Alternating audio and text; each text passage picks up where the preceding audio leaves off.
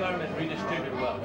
Oh, well, no. I mean, I'm again, my philosophy is more of a philosophy that's grounded in Adam Smith, Wealth of Nations, instead of Karl Marx, Communist Manifesto. And I believe that there are an awful lot of people in Washington, D.C. that are more comfortable with the redistribution of wealth theory, which certainly hasn't worked in Europe. It hasn't worked in Asia. It's not worked in America, and that's one of the things that when we got to Washington in 1994 and took over control of the majority, it was exciting because we at least started to move a little bit of that trend, but still property rights aren't respected as much as they should. Are you in favor of abolishing programs like Medicaid, public housing, food stamps? As far as Medicaid goes, housing, food stamps, things like that. Redistribution of wealth, where the taxpayer, in order to give certain people money or services. Well, when you say they, I mean, that's obviously something that Washington doesn't unilaterally decide. That's something that voters, through their elected representatives make a decision.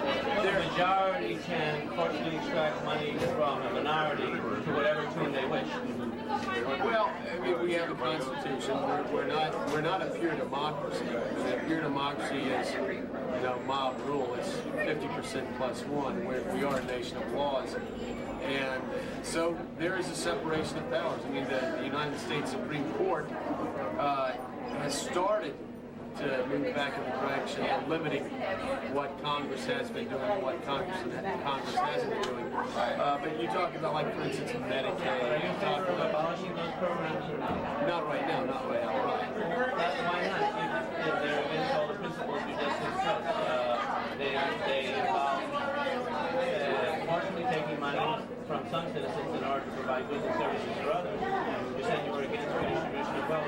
Why aren't you in favor of abolishing those programs? Well, like for instance, something else I also said at the beginning was the federal government does what the federal government can do, and those things that it can't do or that it should be doing, let the states and the localities do it. I've said, like for instance, in 1994, I talked about a lot of different programs. For instance, our agencies like the Department of Education, HUD, all these other programs that the federal government, I thought, should be involved in. Take something like Medicaid. Would I like to move to a time and a place where the states are responsible for that? And the localities. Yeah, but again, let the states decide it. Again, the way the United States has operated, again, the federal government's basically set up to say, basically just let the states do what the states will do. The federal government, though, is limited to what's allowed in the Constitution. So, if, like for instance, if the state of Alabama wants to have socialized medicine, well, let the state of Alabama make that decision, but let the people in the state of Georgia decide that they want to. You're a believer in states' rights.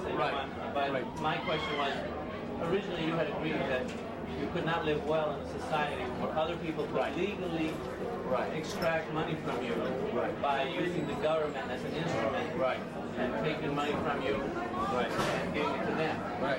So why aren't you in favor of abolishing these programs? Well, they're against your moral principles. Now, if you're talking about... You think you can't live well in such a society? Well, I think there's a balance. I mean, you're going from 0 to 60. I think we live in a society where, could we abolish every single program tomorrow? No, we can't do that. You could phase them out. Yeah, well, certainly. You could phase Medicaid, food stamps, 25% each year until 4 years they'd be gone. Right.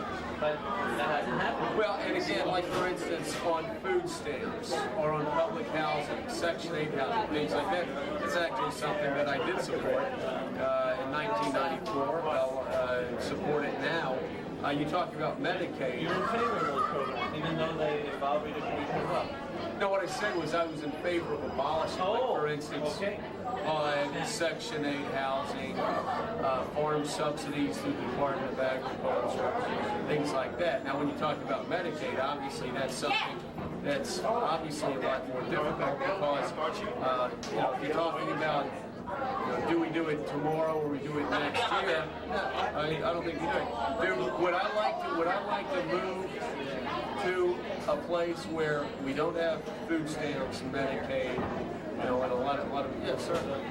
So you mentioned the Constitution just a moment ago, right. And I wanted to ask you this: is all legitimate governmental power derived from the people, according to the Constitution? Well, rights from God given to the people, and the government is So in order for the power to be legitimate, it has to come from the people to the government, right? certainly. Okay. Do the individual citizens have the right to forcefully extract money from other individual citizens? No. Okay. If they don't have that right, can they properly delegate that right to the government? Well, again, the people, like for instance, people have two directions they can move in 2000. They can go the way of, people can go the way of George W. Bush, or they can go the way of Al Gore, or Patrick Buchanan, or a lot of different ways. And obviously there are different degrees of federal involvement. Well, can you properly delegate a right to do like that? Well, Right? well, yeah, it is.